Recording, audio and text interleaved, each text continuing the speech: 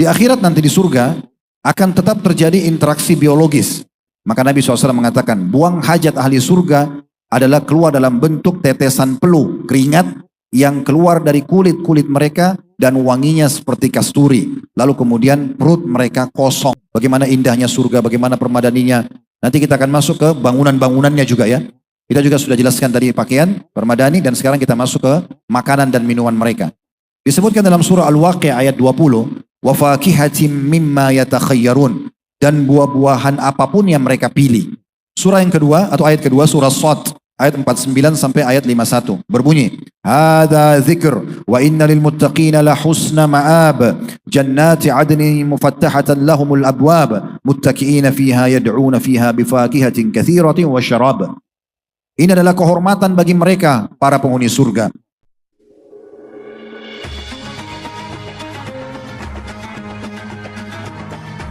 Yang subscribe, semoga hidup kaya raya, mati masuk surga. Di akhirat nanti di surga akan tetap terjadi interaksi biologis. Disebutkan di dalam riwayat-riwayat yang cukup banyak, tapi kita coba angkat dua buah riwayat.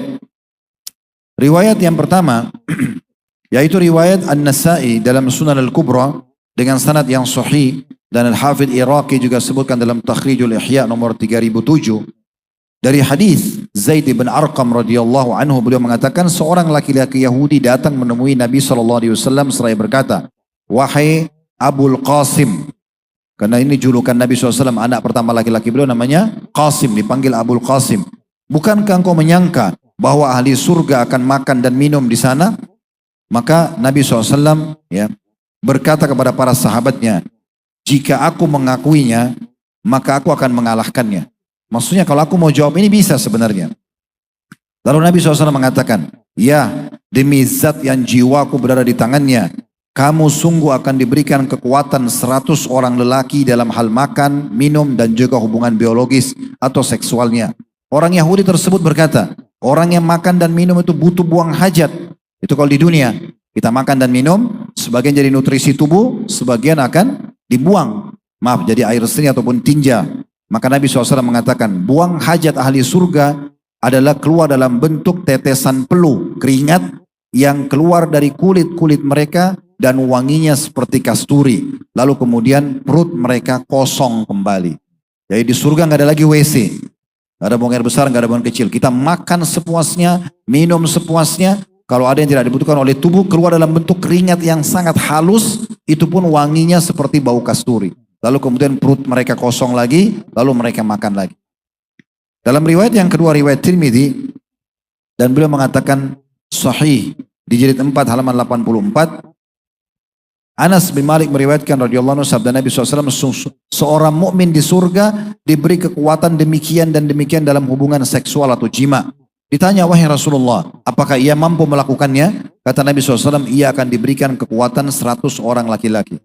Salah satu yang dikhawatirkan oleh para laki-laki di dunia adalah kalau mereka lemah ya dalam sisi melayani keluarganya atau istrinya, nanti Allah SWT akan berikan mereka kekuatan.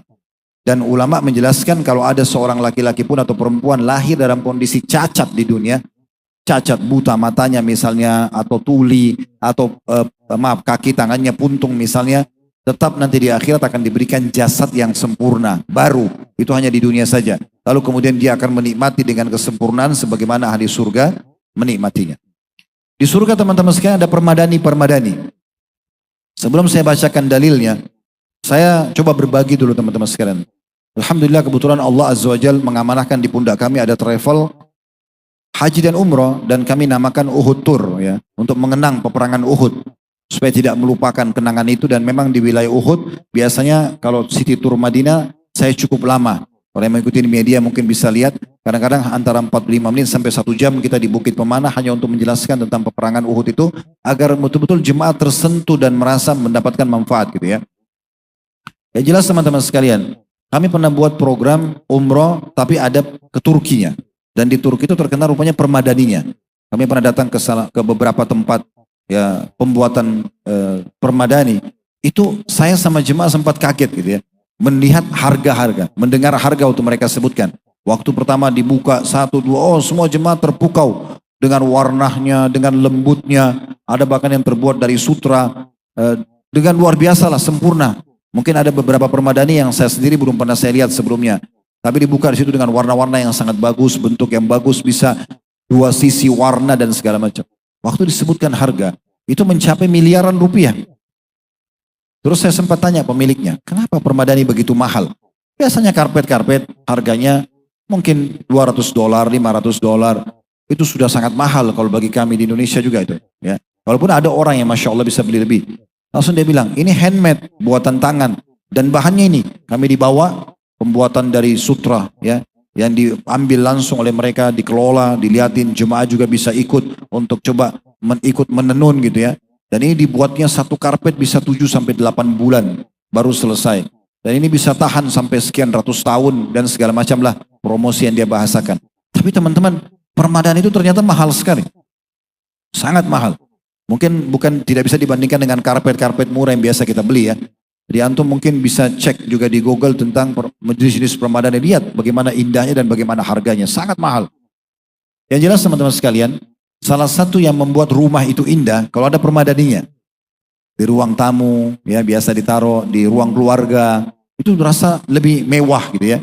Nah di surga itu ada permadani. Cuman sebagaimana saya bahasakan tadi, dia hanya sama dari sisi nama.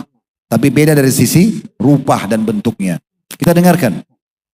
Dalam surah Al-Ghashiyah, ayat 13 sampai ayat 16, Allah Azza wa Jalla berfirman, Fiha surum marfu'ah, wa akwabum mawdu'ah, wa namariqu masfufa, wa zarabiyu mabthutha. Di sana nanti di surga ada dipan-dipan yang ditinggikan. Tempat duduk untuk bersandar, dipan-dipan. Dan gelas-gelas yang tersedia di dekat dipan-dipan itu. Tinggal minum kalau mau. Dan bantal-bantal sandaran yang tersusun dengan rapi. Serta permadani-permadani yang terhampar banyak. Kata ulama tafsir, makna namariq wa namariku masfufa adalah bantal-bantal. Dan dimaksud dengan yang dimaksud dengan namarik adalah bantal-bantal, dan yang dimaksud dengan zarabiyu mabthutha adalah permadani yang terhamparkan. Kemudian dalam surah Ar-Rahman ayat 54 Allah juga menggambarkan tentang permadani ahli surga, muttaqiina ala furushim batainuha min istabraq. Al-ayah artinya mereka bersandar dan duduk di atas permadani yang bagian dalamnya ya dari sutra yang tebal. Bagian dalamnya sutra yang tebal. Kalau biasa kayak orang buat permadani itu, bagian luarnya yang ditaruh yang kualitas bagus. Bagian dalamnya ini biasa aja. Tapi ini bagian dalamnya sutra, maka bagaimana bagian luarnya? Ya, nanti akan kita dengarkan perkataan sahabat berhubungan dengan itu.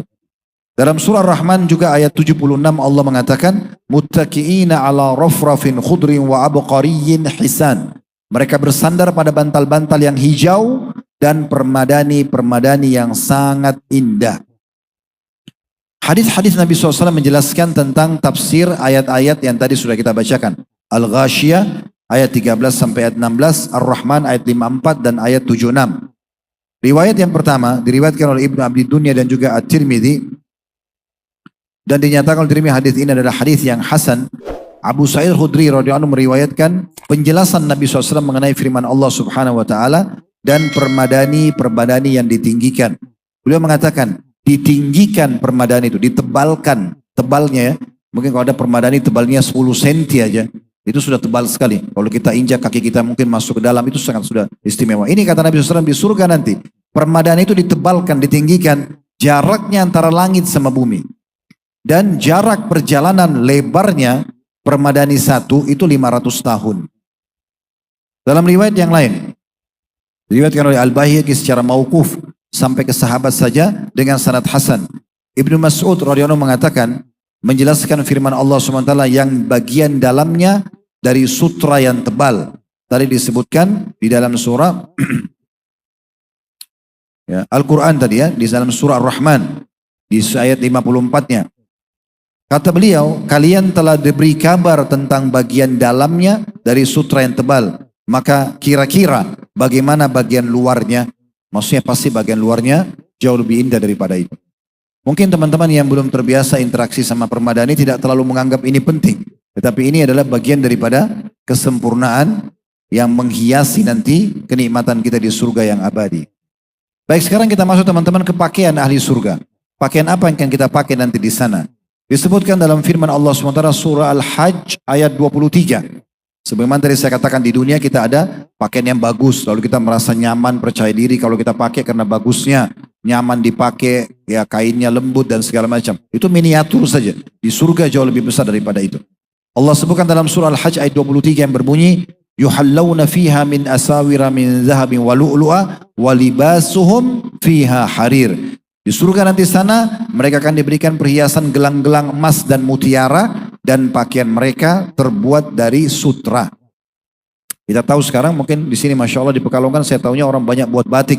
Pasti tidak asing dengan kualitas sutra ya. Makin bagus, kualitasnya makin asli, maka tentunya makin mahal ya. Allah memberikan kita pakaian laki-laki dan perempuan surga semuanya dari sutra. Tapi cuma sama namanya. Secara kualitas surga jauh lebih baik. Nanti kita dengarkan penjelasan Nabi SAW. Kita bacakan dulu ayat-ayatnya ya. Yang kedua surah Al-Kahfi ayat 31. Ini sering antum baca di hari malam Jumat atau di hari Jumat. Kalau yang berpegang pada hadis tentang dibacanya pada malam itu ya. Nabi SAW, Allah SWT berfirman, yuhallawna fiha min asawira min zahabin wa yalbasuna thiyaban khudra min sundusin wa istabraqa. Wa yalbasuna thiyaban khudra min sundusin wa istabraqi muttaki'ina fiha ala al-araik ni'mat thawabu wa hasunat murtafaqa. Di dalam surga itu mereka akan diberikan hiasan gelang-gelang emas dan mereka akan memakai pakaian hijau dari sutra halus dan sutra yang tebal. Sedang mereka duduk sambil bersandar di atas dipan-dipan yang indah. Itulah sebaik-baik pahala dan tempat istirahat yang paling indah. Makna tempat istirahat adalah ini tempat terakhir kalian tidak berpindah lagi. Makanya Imam Ahmad rahimahullah waktu ditanya, kapan seorang mukmin itu istirahat? Beliau mengatakan pada saat kedua kakinya sudah menginjakkan surga atau sudah menginjaki surga. Dalam surah Al-Insan ayat 21, Allah juga menggambarkan tentang pakaian kita di surga kelak insyaallah. Aliyahum thiyabu sundusin khudrun wa istabraqa wa hullu asawira min fiddatin wa saqahum rabbuhum syaraban tahura. Mereka berpakaian sutra halus yang hijau dan sutra tebal dan memakai gelang terbuat dari perak. Dan Allah memberikan kepada mereka minuman yang bersih dan suci. Dalam hadis Nabi SAW disebutkan, riwayat Imam Muslim jadi 17 halaman 74. Ini menyempurnakan bahasan kita sebelumnya. Sebelumnya hadis surga sudah kita sebutkan tidak akan sakit, ya, tidak akan tua, tidak akan mati. Ya. Sekarang akan ditambah lagi dengan hadis ini. Hadis yang sahih riwayat Muslim di 17 halaman 74. Dari hadis Abu Hurairah radhiyallahu anhu bahwasanya Nabi SAW bersabda, "May yadkhulul jannata yan'amu wa la yab'as." Siapa yang masuk surga, kata Nabi SAW, pastikan akan terus merasakan kenikmatan tanpa henti. Detik demi detik. Kenikmatan. Kita kalau di dunia makan enak awalnya, kalau sudah kenyang udah kurang kenikmatannya. Kalau kita minum haus nikmat, begitu sudah tidak haus lagi atau sudah minum 2-3 gelas kita sudah tidak mau minum lagi. Kita tidur nikmat kalau ngantuk, tapi kalau lagi tidak ngantuk kita mau coba tidur nggak ada kenikmatannya dan seterusnya. Tapi di surga kenikmatan non-stop, terus per detiknya dan tidak akan pernah menderita. Nggak ada lagi gangguan orang, nggak ada lagi sakit, nggak ada lagi capek, nggak ada lagi letih. Ya.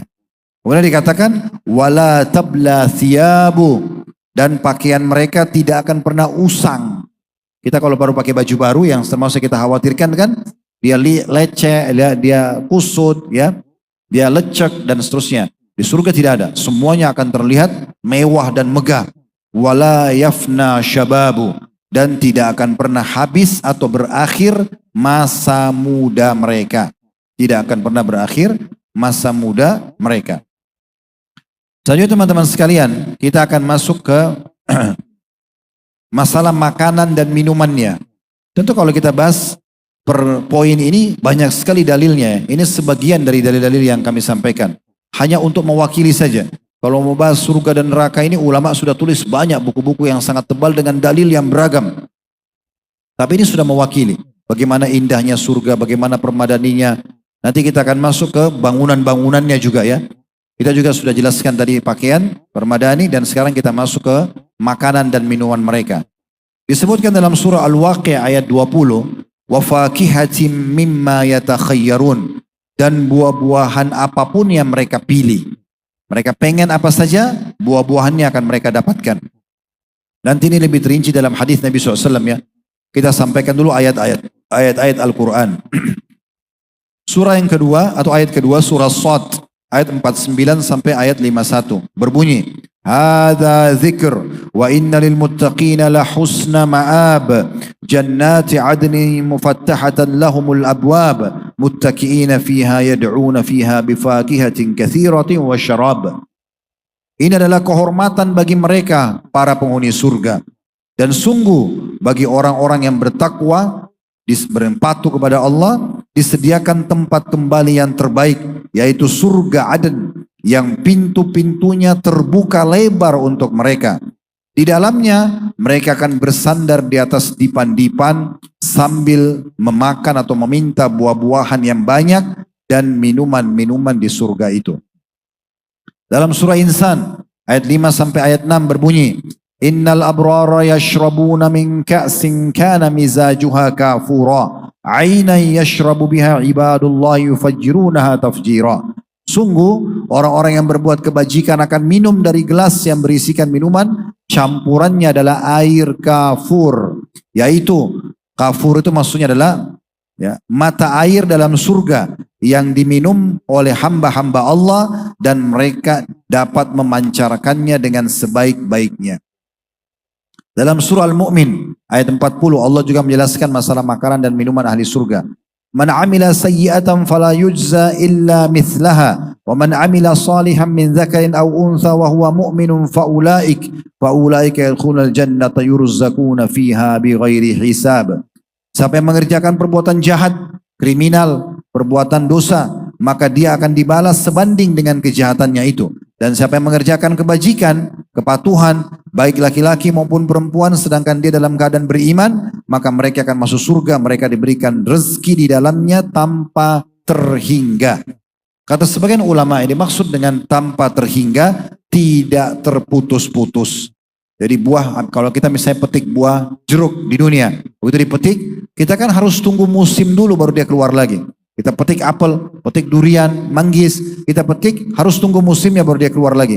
Baru belum tentu di tangki yang sama. Kalau di surga tidak. Ulama menjelaskan kalau dipetik buahnya keluar buah baru di tempat yang sama. Dipetik lagi keluar lagi di tempat yang sama. Tidak pernah habis. Tidak pernah habis. Di dalam hadis Nabi SAW yang merincikan masalah makanan dan minuman ahli surga ini, hadis pertama riwayat Muslim jilid 17 halaman 173. Dari hadis Jabir radhiyallahu anhu beliau mengatakan, aku mendengarkan Rasulullah sallallahu alaihi wasallam bersabda, inna ahlal jannati ya'kuluna fiha wa yashrabun wa la yadfulun. Sesungguhnya ahli surga benar-benar makan dan minum sepuasnya. Sepuasnya. Makan dan minum sepuasnya. Mereka tidak pernah lapar sehingga makan dalam kondisi ingin menghilangkan lapar, atau mereka minum dalam kondisi mereka haus sehingga hanya menghilangkan dahaga. Ahli surga makan bukan karena lapar, minum bukan karena haus, tapi karena mau menikmatinya. Ahli surga akan makan sepuasnya, begitu juga dengan minum, tanpa ada kenyang, tanpa ada lapar. Nah, kita kalau di surga nanti minum dan makan karena mau menikmati. Berhenti bukan karena kenyang, hanya karena mau pindah ke makanan dan minuman lainnya saja. Dan mereka makan dan minum tanpa meludah. Gak ada lagi meludah, ya. Wala yabulun, mereka juga tidak lagi buang air kecil. Wala yatagawwatun, mereka juga tidak buang air besar. Wala yamtakhitun, mereka tidak akan pernah beringus, ya, sakit.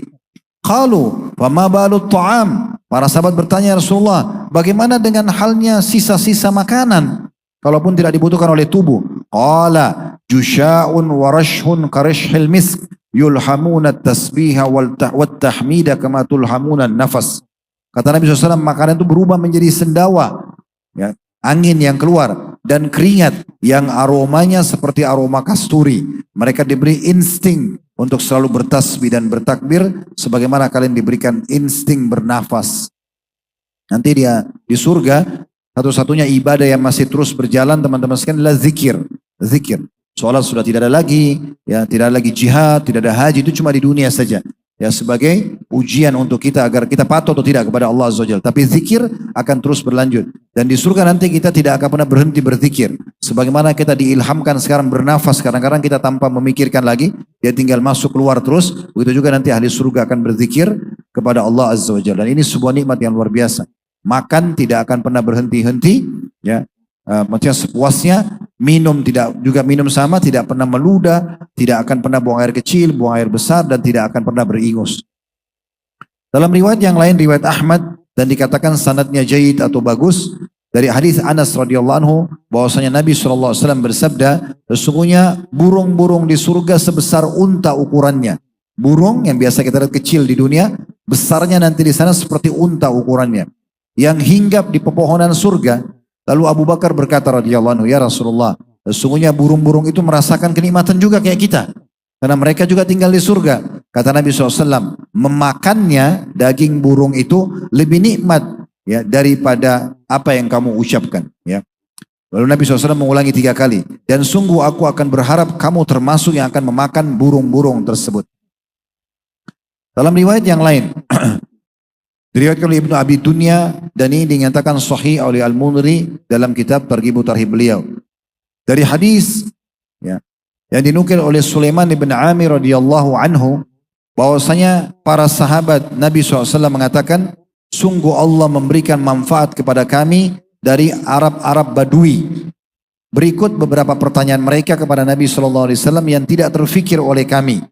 Seorang Arab Badui pernah datang seraya mengatakan, wahai Rasulullah, Allah Azza wa Jal menyebutkan di surga terdapat pohon yang bisa mengganggu. Dan aku tidak beranggapan bahwa di surga akan ada pohon yang mengganggu penghuninya. Lalu kata Nabi SAW, pohon apa yang kau maksudkan? Kata orang Arab Badui tersebut, pohon sidir, pohon bidara. Pernah lihat ya pohon bidara ya? Di tangkainya itu banyak duri-duri kan? Daun bidara biasa dipakai untuk mengobati sihir. Dengan mengambil 7 lembar, diulek, lalu kemudian ya dipakai mandi, dicelupkan dia dipakai mandi, atau juga bisa diminum ya. Itu ada bab sendiri. Tapi pohon sidir ini batangnya itu, tangkainya semua berduri. Maka Arab Badui mengatakannya, Rasulullah, Allah menyebutkan di surga ada pohon yang mengganggu. Itu adalah pohon sidir, karena di setiap tangkainya ada duri-duri. Maka kata Nabi SAW, bukankah Allah Subhanahu wa Ta'ala berfirman, dan pohon bidara yang dibuang duri-durinya, Allah membuang duri-durinya dan meletakkan buah pada setiap duri sebagai gantinya. Sesungguhnya satu tangkai pohon bidara nanti di surga itu membuahkan atau mengeluarkan buah 72 warna. Di dalamnya tidak ada satu warna yang menyerupai warna yang lainnya. Jadi artinya ini salah satu makanan ahli surga nanti.